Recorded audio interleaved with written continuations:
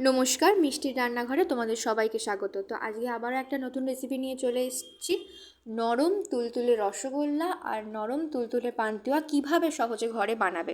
তো আমরা ছোটোবেলা থেকেই এইসব ছোট্ট হাঁড়িকুড়িতে রান্না করতে খুব ভালোবাসি। তো আমারও সেরকমই ভালোবাসা ছিল, সেই আইডিয়া থেকেই আমার এই রান্নাঘরটা খোলা।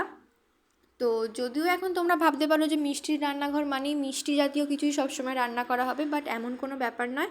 আমরা চ্যানেলের নামটা অন্য একটা কারণে দিয়েছি, সেটা তোমাদের পরে একদিন শোনাবো।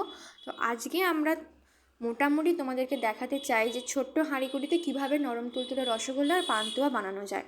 তো তার জন্য প্রথমেই আমি এক হাঁড়ি দুধ নিয়ে নিয়েছি, এখানে লেবু, চিনি আর পরিমাণ মতো সুজি নিয়ে নিয়েছি। তো প্রথমে আমরা উনুনটাকে জ্বালিয়ে নেব আর তার উপরে দুধটা বসিয়ে দেবো জাল দেওয়ার জন্য। বেশ ভালো করে ঘন করে একটু জাল দিয়ে দেবো। দেখো আস্তে আস্তে এই দুধটা ফুটতে শুরু করেছে, যাতে নিচে না লেগে যায় তাই একটু একটু করে চামচ দিয়ে নাড়িয়েও দেবো।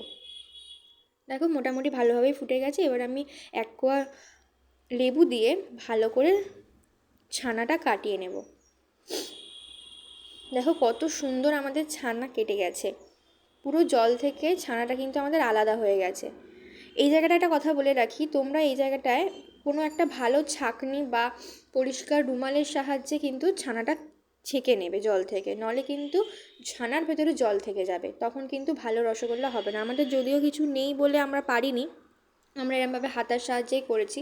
তো দেখো আমাদের এখানটায় ভালোভাবে ছানা ছাঁকা হয়ে গেছে, পুরো জলটা আমরা ভালো করে বার করে নিয়েছি। এবার আমরা আসল কাজে নামবো।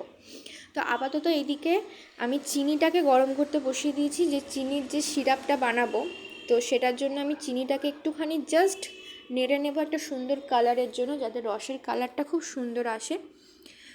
আর এইদিকে দেখো আমি ছানাটার ভেতরে সুজিটা দিয়ে দিলাম, দিয়ে ভালো করে হাতের সাহায্যে কিন্তু সুজিটার সঙ্গে ছানাটাকে মাখতে হবে, তবেই কিন্তু নরম তুলতুলে মিষ্টিটা হবে। এবার ছোট্ট ছোট্ট করে আমরা গোল্লা পাকিয়ে নেব, যেমন রসগোল্লা পান্তুয়া হয়। দোকানে যদিও বড় বড় সাইজের পাওয়া যায়, কিন্তু আমরা যেহেতু মিনি কিচেনে রান্না করছি, সবই তো মিনি মিনি ছোটো ছোটোই হবে, তাই না? তো দেখো আমার এখান থেকে মোটামুটি 2টো রসগোল্লা আর 3টে পান্তুয়া হয়েছে। তো এবার আমি তেলটা গরম করে পান্তুয়ার রেসিপিটা ফার্স্ট দেখাচ্ছি। তেলটা গরম করে পান্তুয়াটা আমি ছেড়ে দিয়েছি, বেশ হালকা বাদামি মতন হয়ে যাবে। এবার আমি তুলে নেব। দেখো কত সুন্দর করে আমার মিনি কিচেনে পান্তুয়াটা হচ্ছে, আমি শুধু ভাবছি এত সুন্দর হচ্ছে। যাই হোক, এখানে তো আমি ক্লিপিংস নিতে গিয়ে দেখছি যে আমার রসগোল্লার যে আমি রসে ফেলেছি তার ক্লিপিংসটাই নেই। তো যাই হোক, সেটা তোমাদের দেখাতে পারলাম না। আমি রসগোল্লার পান্তুয়া দুটোই ভালো করে রসের ভেতর ফুটিয়ে নিচ্ছি। দেখো কত সুন্দর টকবক করে ফুটছে। আমার তো মানে এডিট করতে করতে এত জিভে জল চলে আসছে না, যে সত্যি সত্যি আমার মিনি কিচেনে আমি এত সুন্দর রসগোল্লা পান্তুয়া বানাতে পেরেছি, আমার এটা ভেবে এত ভালো লাগছে। তো দেখো কত সুন্দর নরম তুলতুলে হয়েছে, চামচ দিয়ে একটুখানি কাটতেই মাত্র কেটে যাচ্ছে। তো ভালো লাগলে লাইক কমেন্ট শেয়ার করো, আমাদের পাশে থেকেও পরবর্তী ভিডিওর জন্য আমাদের চ্যানেলটাকে ফলো করো।